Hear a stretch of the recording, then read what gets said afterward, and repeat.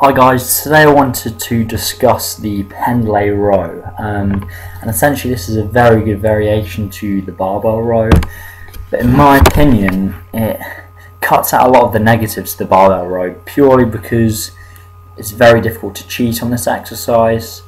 So the predominant main differences between the two is with the Pendlay row you're essentially resting at the bottom, so you're essentially resting the bar on the floor between each rep.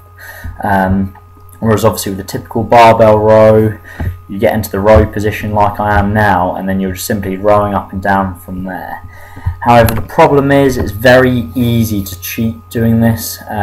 It's easy to almost shrug the weight, where essentially your back and hips rise too quickly, and you're almost doing a shrug position, whereas the goal is to try and keep that back as flat as possible. So I've got a couple of angles here. I'm just going to walk you through it as I'm doing the exercise. Okay, so as you probably noticed, it is very similar to the barbell row. The only real difference is I have that reset at the bottom, and this just allows me to reset my hips, get my back nice and flat. So you'll notice even with me, I'm still kind of raising my back a little bit.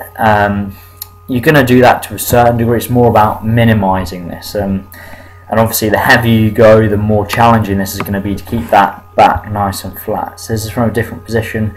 So you probably noticed from my deadlift video, I pretty much like to use straps on all of my pull-in movements purely because I'm stronger. I'm not a power lifter, so therefore I'm stronger. I'm going to use straps.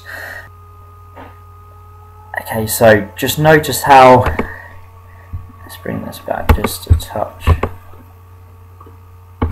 So notice that start position. Okay, so hips down and back's as flat as possible. Bar line is pretty close to my shins. I wouldn't say it's deadlift close. So deadlift close would be literally right up to my shins.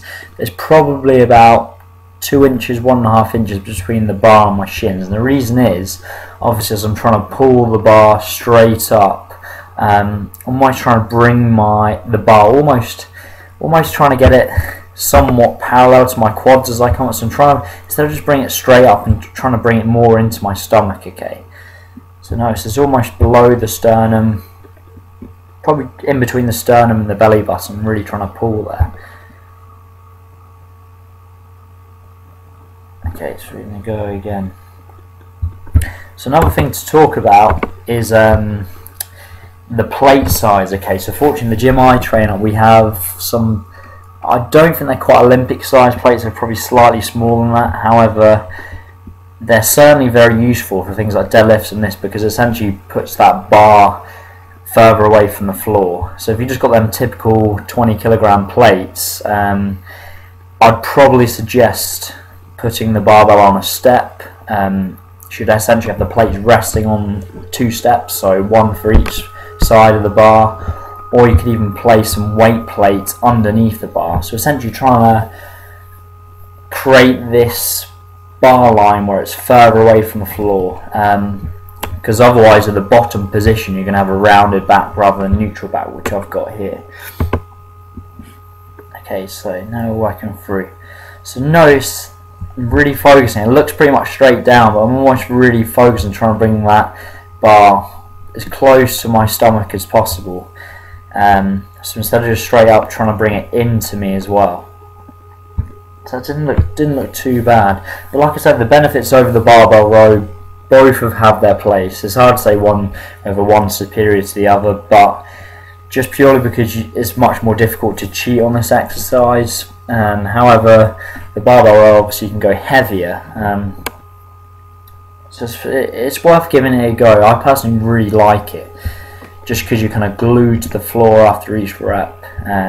I can certainly feel my lats a lot more doing the Pendlay row than I would do if I was using, say, a typical barbell row.